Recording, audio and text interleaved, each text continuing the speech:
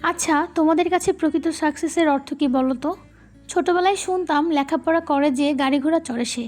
কথাটা কিন্তু পুরোপুরি সত্যি না। দেখবে যারা খুব অল্প পড়াশোনা করেছে, এই যেমন এসএসসি পাস, এইচএসসি পাস, তারা বেস্ট ব্র্যান্ডের গাড়িতে চলাফেরা করে। ডেফিনেশন অফ সাকসেস আর রিলেশন টু মানি, এই দুটো কি এক? কখনোই নয়।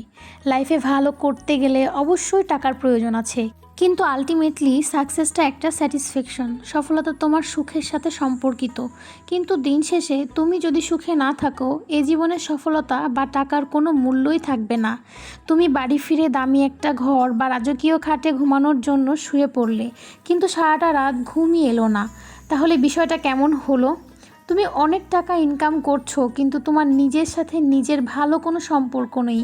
নিজের সময়, নিজের যত্ন, নিজের জন্য একটু ভালো থাকা, ভালো অনুভূতি, কোনো কিছুই তোমার মাঝে নেই।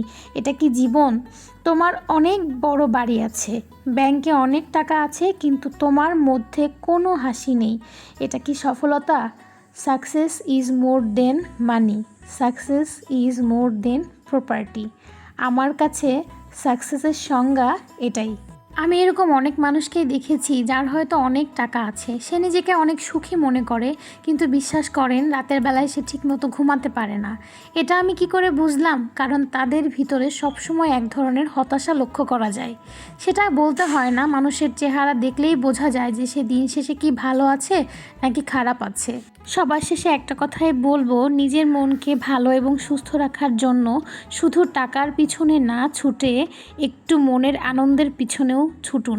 দেখবেন ভালো থাকবেন যতদিন বেঁচে থাকবেন।